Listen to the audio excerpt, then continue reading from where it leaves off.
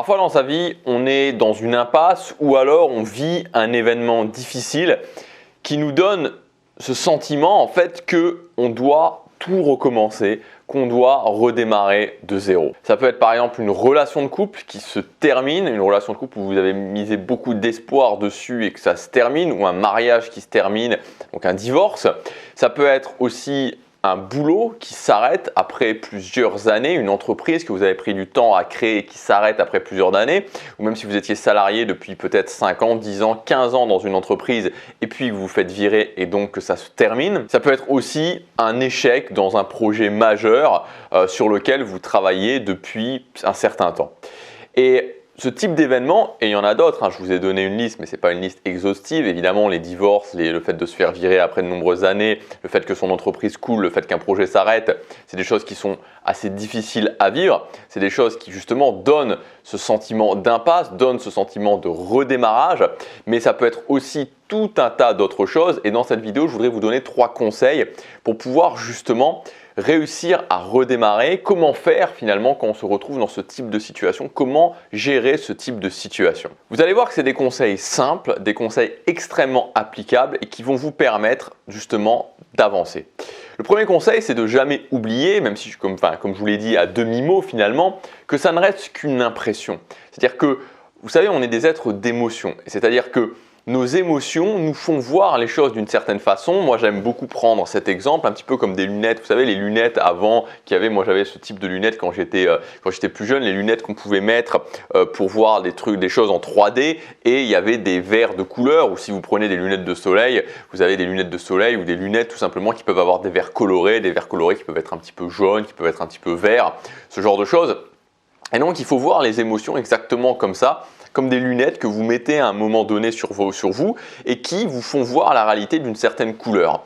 Et quand c'est évident que si vous avez une très bonne nouvelle, une excellente nouvelle, vous allez voir la réalité d'une certaine couleur, et que si vous avez une très mauvaise nouvelle, vous allez voir la réalité d'une couleur tout à fait différente. Et vous allez avoir tendance à que la réalité entière se colore de cette façon-là, dans le positif ou plutôt dans le négatif. Alors que en fait, la réalité est la réalité, et que cette idée que vous avez n'est simplement qu'une impression, n'est simplement qu'une coloration passagère. Donc il ne faut pas oublier qu'à un moment donné où dans votre vie vous avez un événement difficile, un projet qui s'arrête, ce genre de choses, et que vous avez ce sentiment d'impasse, que vous avez ce sentiment de tout devoir redémarrer, il ne faut jamais oublier que ce n'est qu'une impression. Et premièrement, ce n'est qu'une impression, et que deuxièmement, ce n'est que passager. Donc gardez bien en tête que c'est une impression et vous ne devez pas tout redémarrer, vous ne devez pas tout reconstruire. Alors, se dire ça ne change pas concrètement la situation, mais ça permet de mettre certaines nuances, et dans les moments vraiment difficiles, dans les moments vraiment dark, de se dire « Ok, ce n'est qu'une impression, ce n'est qu'une coloration de la réalité ». Le deuxième point, c'est de miser sur votre valeur. Moi, j'aime beaucoup miser sur ma valeur. Alors la valeur, en fait, votre valeur, c'est tout. C'est-à-dire que travailler votre valeur, c'est tout aussi bien développer des compétences, par exemple le fait d'apprendre l'anglais, d'apprendre une langue étrangère, le fait de vous former dans un domaine en particulier, le fait de devenir plus sociable, le fait de faire de nouvelles choses pour justement explorer votre zone d'inconfort, sortir de votre zone de confort, voyager dans d'autres pays, bref. Développer sa valeur, c'est tout en fait. C'est ça qui est génial, c'est que on est des machines à apprendre finalement, et c'est dommage de voir beaucoup de gens, en fait, de plus en plus de gens, je trouve, alors qu'on est dans une ère, dans une époque où vous prenez l'avion pendant 10 heures, vous êtes à l'autre bout de la planète, ça n'a jamais été aussi facile de voyager, aussi peu cher de voyager, que beaucoup de gens restent toujours au même endroit, font toujours les mêmes choses et vivent justement une vie en noir et blanc sans jamais, et c'est surtout ça le plus important, investir sur leurs valeurs. Et le fait de se voir comme une valeur, le fait de se voir comme un investissement, ça permet de grandir en tant que personne, et donc ça permet de se dire que peu importe ce qui se passe dans ma vie, c'est-à-dire que si je développe mes compétences sociales, vous savez, je suis parti très bas socialement et j'ai développé mes compétences sociales. J'ai beaucoup travaillé sur le développement de mes compétences sociales, et ça a été difficile, surtout parce qu'au départ je l'ai fait tout seul, parce que j'avais aucune notion justement d'aspirer l'expérience des autres et ce genre de choses. Mais aujourd'hui, c'est des choses qu'on ne m'enlèvera jamais, c'est-à-dire que je ne retournerai jamais au point de départ, je ne retournerai jamais au point où dès que j'arrivais en société, c'était limite si je m'évanouissais, j'étais incapable de parler à quelqu'un, j'avais aucune estime de moi, aucune confiance en moi. Je ne retournerai jamais à ce point-là, je n'y retournerai jamais.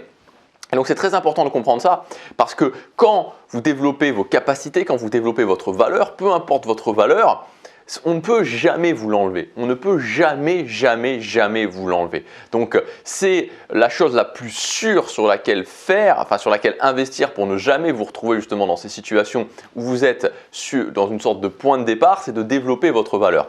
Finalement, les gens, je prends ces deux exemples parce qu'ils sont classiques, mais les gens qui vont à une relation de couple qui s'arrête et qui se retrouvent dans une situation très compliquée, ou alors ils se font virer et se retrouvent dans une situation très compliquée, la réalité c'est que bien sûr c'est difficile, mais c'est qu'au final, ils n'ont pas développé suffisamment leur valeur. Parce que s'ils avaient développé suffisamment leur valeur, s'ils avaient fait finalement une priorité quotidienne de développer leur valeur, que ce soit en termes pour leur boulot, que ce soit en termes social, ils n'auraient pas vraiment ce problème. Bien sûr, il y aurait le choc, bien sûr, il y aurait le côté pas marrant de se faire quitter ou pas marrant d'arrêter une relation de couple ou pas marrant de se faire virer.